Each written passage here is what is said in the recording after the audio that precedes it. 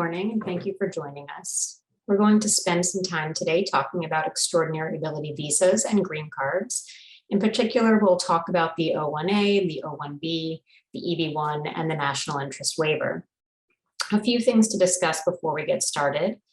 This firm is a full-service immigration firm, but we focus on a number of different types of visas, including visas in the extraordinary ability category. We will continue our webinar series, doing at least 2 webinars a month on different topics. At the end of this webinar, we will send out this PowerPoint that's on the screen, an extraordinary ability guide, and a link to where you can sign up for additional webinars.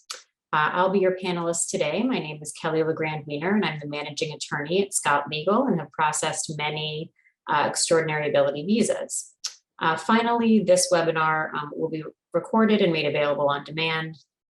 Additionally, if you have questions, please write them in through the chat box, and we will attempt to answer them towards the end of the presentation if there is time. So without further delay, we will begin. All right, so what are the extraordinary ability visa categories? There's the O1A visa. This is a non-immigrant, meaning temporary visa, available for individuals with extraordinary ability in the sciences, education, business, or athletics. This is a high standard. You must be a person who's risen to the very top of your profession. There's the O1B visa. This is another temporary visa. That is for people with extraordinary ability in the arts or motion picture television industry. For the arts, the standard is lower than for the O1A, so you must have received distinction, as mentioned here, a high level of achievement, evidenced by a degree of skill and recognition substantially above that ordinarily encountered. And then the standard for motion picture and television industry, which is higher than the distinction standard. Another visa in this category is the EB1A green card. So this is for individuals with extraordinary ability in the sciences, arts, education, business, or athletics. The green card means it's a permanent visa. You can use this to live in the United States, permanently, and eventually become a US citizen. The standard is very high.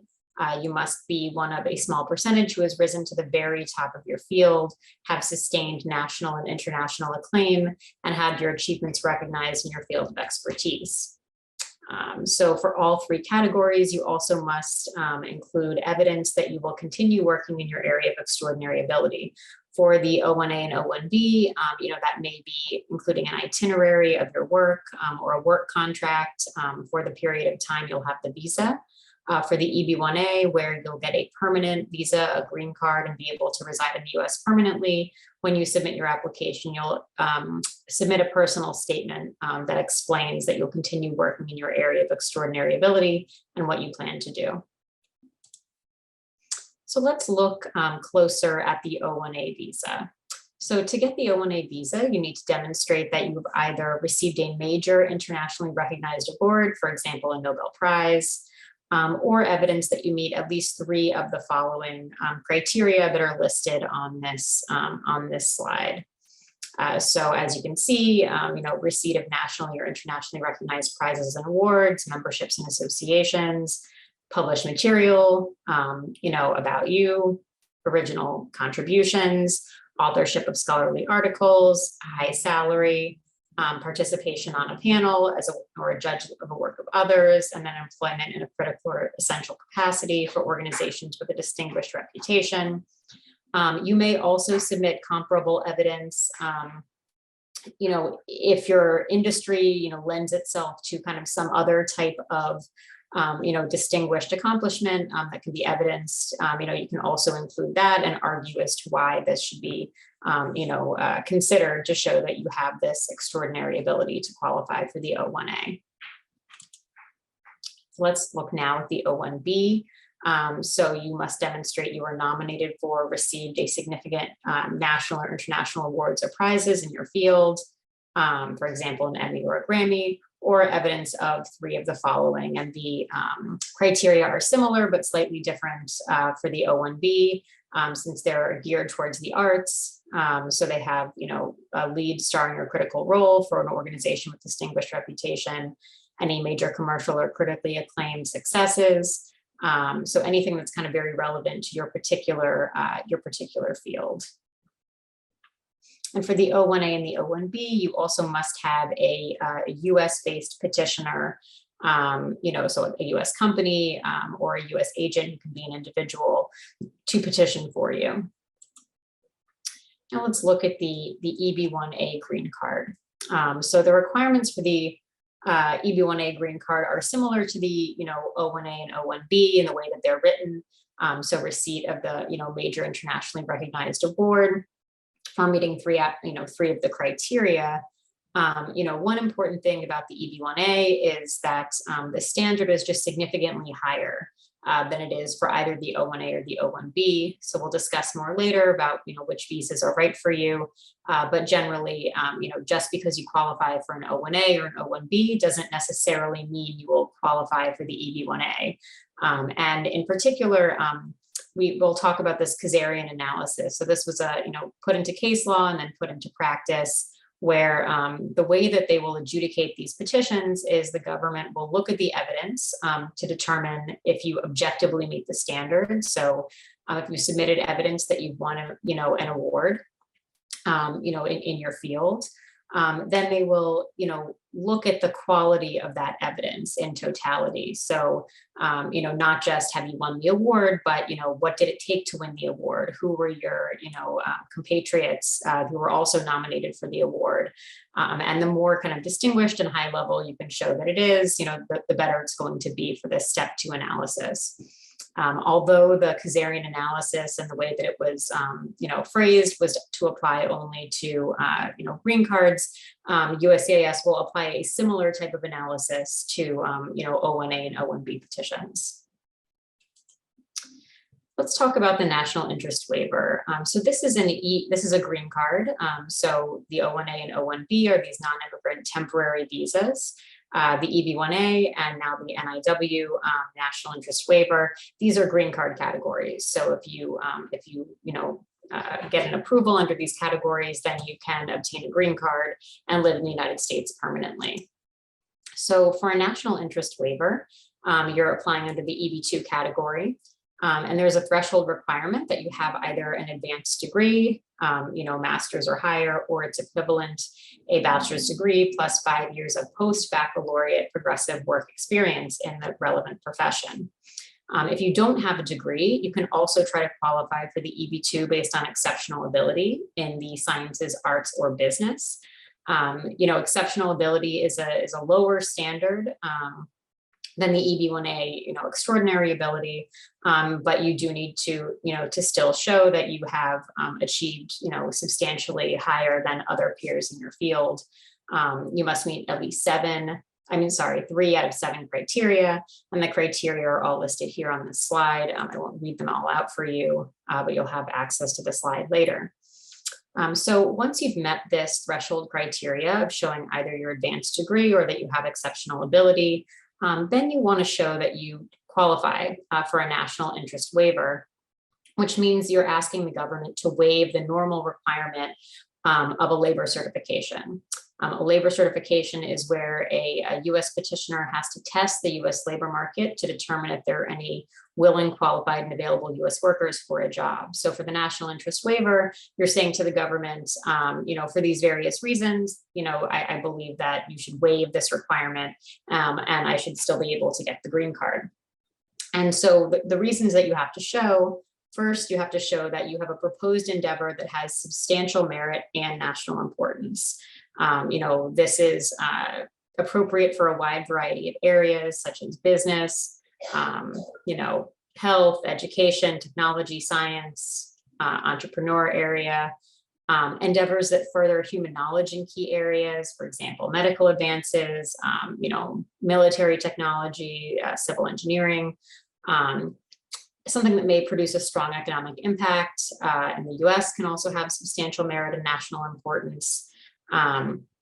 When we look at national importance, the government's going to consider kind of potential, future impact and its importance to the United States. So a second requirement for the NIW is you must show that you are well positioned to advance the endeavor. So this section focuses on the applicant's background and accomplishments. In order to grant the green card, the government has to feel comfortable that you'll actually be able to accomplish the endeavor that you've proposed. So having a track record of success in your field will greatly strengthen, this part of the application. And you should also produce other evidence, about your, your background. So your resume, your degrees, letters and things from people in the field who've worked with you, who, are experts in their own right. And can help show that you would have this ability to advance the proposed endeavor. And then the last prong for the NIW is to show that on balance, it would be beneficial to the United States to waive the requirements of a job offer and a labor certification. So for both the NIW and for the EB-1A, you have this ability to self-petition, meaning a company can sponsor you as they do for the O-1A or O-1B, or you can sponsor yourself. So that's a unique thing about the EB-1A and the NIW that can make it very attractive for people, particularly entrepreneurs who want to kind of work for themselves or start their own company. For this last prong, you consider, is it impractical for the applicant to secure a job offer, in light of the nature of the endeavor and the applicant's qualifications. So for example, if you're an entrepreneur and you own a company, that company cannot sponsor you under the labor certification process because you own so much of the company. So that process is really not set up to allow you to get a green card. So that can be a good argument as to why, this requirement should be waived. You can also argue that even if there are other qualified workers, you're so qualified and what you're doing is so important, the US will still benefit from, your contributions. For example, if you're doing some particularly important research in medicine, science, technology, that this can be a helpful argument. Another thing you can argue is that the national interests that you're serving are sufficiently urgent to waive the labor certification. So for example, national security, research in areas increasing US competitiveness in a particular field like military or civilian aerospace research. These are all things that can help show that the requirements for the labor certification and job offer should be waived.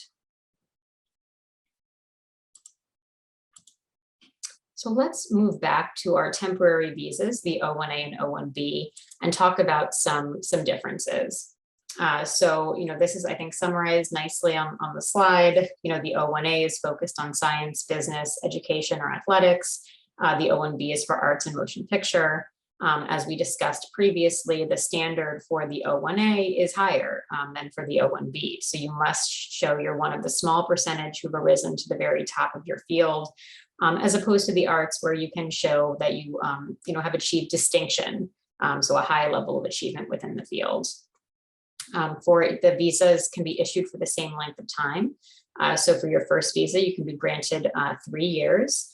And then you can receive extensions, depending on how the extensions are positioned, either for 1 year if you're just finishing out a contract, or sometimes if there's kind of a new set of events, or a new contract for the O-1A, then you can get 3 years rather than just 1 year on an extension.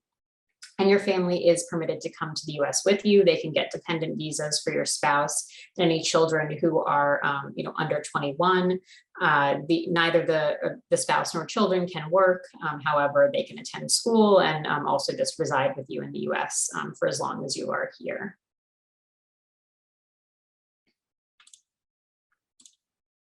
Okay, so for all of these applications, the O-1A, O-1B, EB-1A and NIW, usually part of the application is an expert opinion letter or several letters. These letters will have slightly different focuses depending on which category you're applying under. But it's generally they're going to be included in most applications. So for these petitions, it's a good idea to obtain expert letters from key individuals in the industry. This can include, past employers, for example, if you want to show that you worked in a critical or, distinguished or a critical or essential role for a distinguished organization, your past employer could write a letter to assist with that.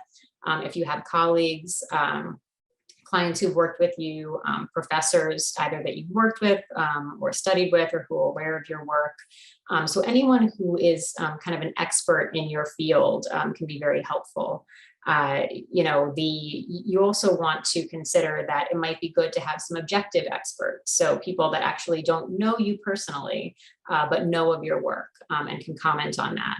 Or sometimes for something at like the national interest waiver, where you're trying to prove substantial merit and national importance, you might want to have, for example, an independent economist or an independent expert in the field who can write something to highlight the importance of your endeavor and help support from an objective viewpoint, your argument about why it's important.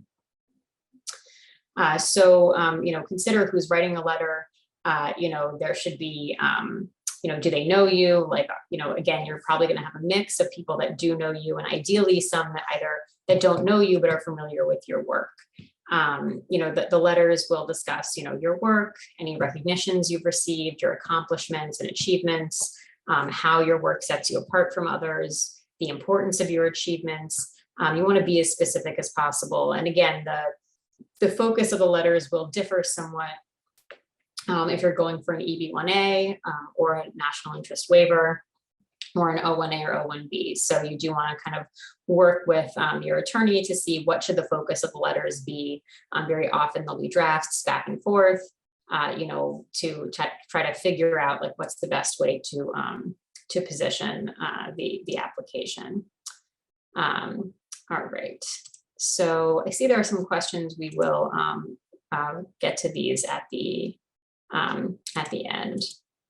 So moving on, which category should you apply for? So we talked about kind of temporary categories, the O1A and O1B, and more permanent green card categories, the NIW and the EB1A. So do you want to stay in the US temporarily or permanently?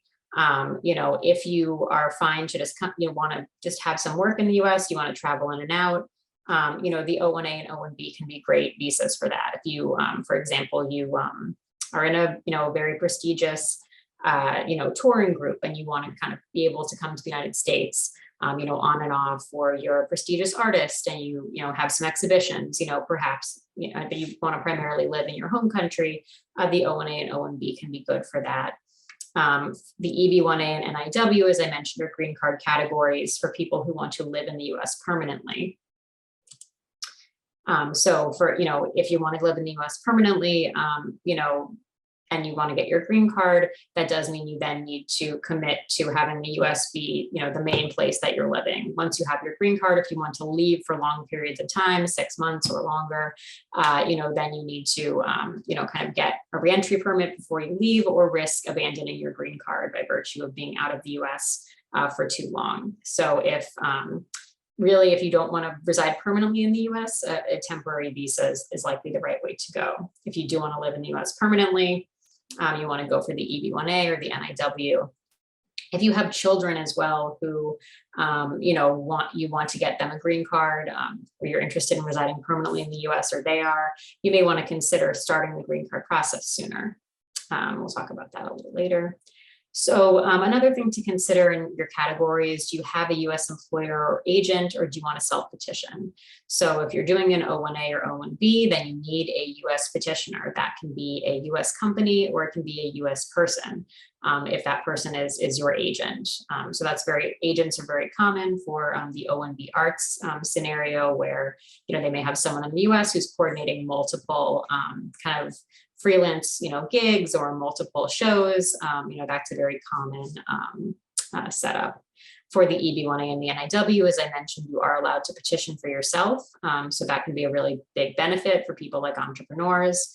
You don't need that, that US petitioner for those petitions. So let's talk more about the family considerations. As I mentioned, for the O1A and O1B, your spouse and children under 21 can come to the US with you. They cannot work, but they can study. And if you're doing an EB1A or a national interest waiver, your spouse and children under 21 can apply for green cards as your derivatives. So if you are in the US and you're filing an I-140 and a companion I-485, meaning a green card application, then your spouse and children can also file for that at the same time with you. if they're in the US invalid status. And when they apply for that, they can also submit, for work and travel authorization. Then you can all stay in the United States for as long as the applications are pending. If they're ultimately approved, you'll be issued green cards. But as I mentioned, for any children, who are over 21 or over will not qualify. So if you are interested in a green card, you want to pay attention to kind of the ages of your children to see if, you should apply sooner rather than later. Okay.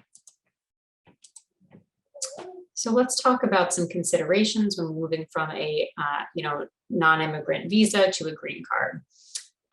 So being granted an O1 does not automatically qualify you for an EB-1A. It is true that many people on O1As may eventually petition for EB-1A, but there's not any type of automatic path. Additionally, for O1Bs who are granted under this lower standard of distinction, there's a significantly higher jump to the EB-1A. For that standard for the EB-1A is a standard of sustained national or international acclaim. So another thing to consider is timing. So how much time is left on your underlying visa? Some visas are harder to extend or are subject to more scrutiny once an I-140 or a I-485 or green card petition is filed. So for example, if you're on a TN visa, the TN visa, doesn't have, it's a non-immigrant visa that doesn't permit dual intent. So doesn't permit you to have the intent to settle permanently in the US. So once you file an I-140 petition, you're gonna have a really hard time renewing the TN. You may not be able to renew the TN at all. So you wanna consider kind of your timing. When do you file that I-140 petition? Perhaps you file it after you've renewed your TNs. You have 3 years. In the event that the I-140 doesn't get approved, you still have that underlying status, which is always nice. For the O1, the language on intent is more permissive. The mere filing of an immigrant petition isn't a basis for denying the O1. You should still be able to travel. If you also file an I-485, you may even be able to extend the O1 from within the US. You wouldn't be able to travel. It's a bit trickier and more risky, but there is some policy memos that do support it for the O1. And then another consideration we just went over as well as family. So if you have children that also need the green card, you want to consider filing early to avoid any issues with your children aging out, which they will do when they turn 21. If they don't have, at that point, they can't be a dependent for you anymore. They would need to find their own independent status. Okay. So our extraordinary ability category is available for entrepreneurs. Our firm works frequently with entrepreneurs on many different types of visas, including the NIW and EB-1A. And both of these categories, the EB-1A and NIW, allow for self-petition. So both are possible options for entrepreneurs.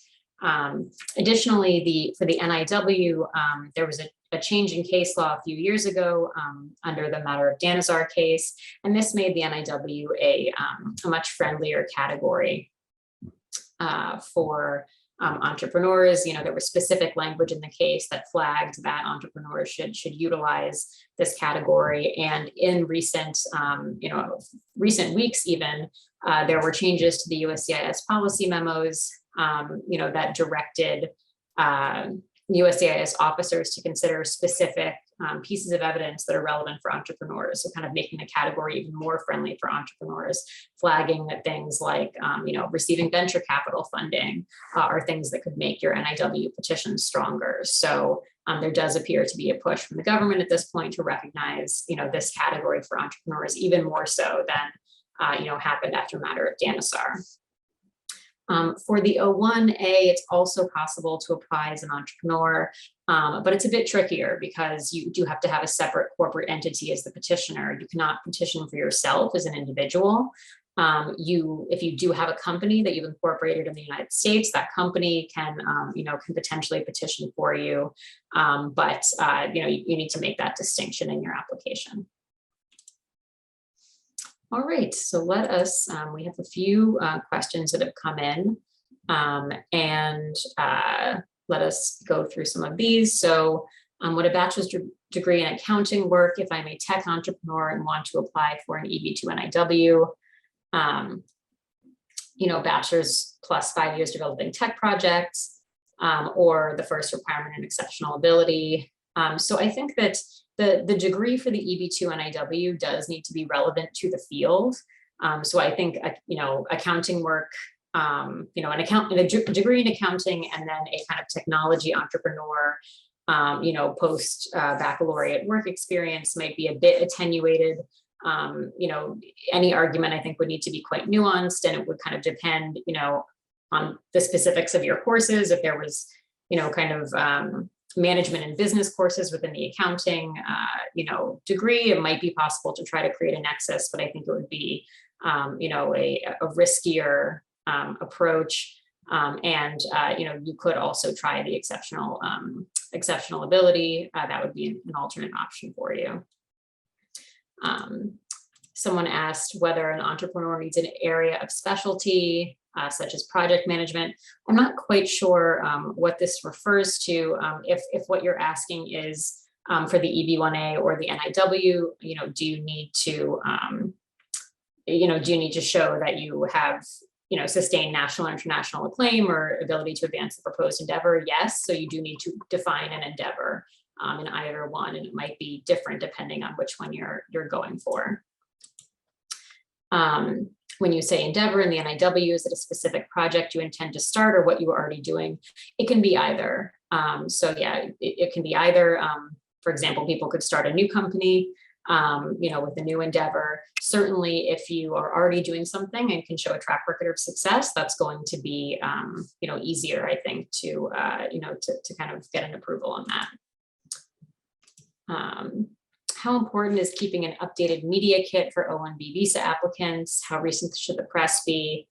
Is the union recommendation still required? So for the in terms of an updated media kit and recent press, the more, I'd say the more the better, but you do want to focus on quality. And certainly, yes, it is important to kind of continually update the documents, to show that you're continuing to work in the area of extraordinary ability, that you're continuing to have distinction. If maybe there's been a break of a few months or something, I think not such a big deal. And then for the O1A and the O1B, there is a consultation requirement where you do have to get either approval or a no objection letter from a particular, organization that's specific to your area of specialty. Once the file is completed and sent for the NIW, what's the timeline for the case to resolve, be accepted or denied? So for the NIWs right now, it may be the case later in the year that premium processing becomes available, but right now there is no premium processing, and processing times for the I-140 are about 12 months to 17 months. So it does take quite a long time to get a response. We hope that premium processing will become available, but at this time it's not. So it is taking, I'd say, over a year. If you concurrently file an I-485 green card petition, you can stay in the United States, while that's pending, while you wait for a response on the I-140. In the case of project management or entrepreneurship, where project management professional or Scrum Master certifications satisfy the requirement for the EB2 exceptional ability.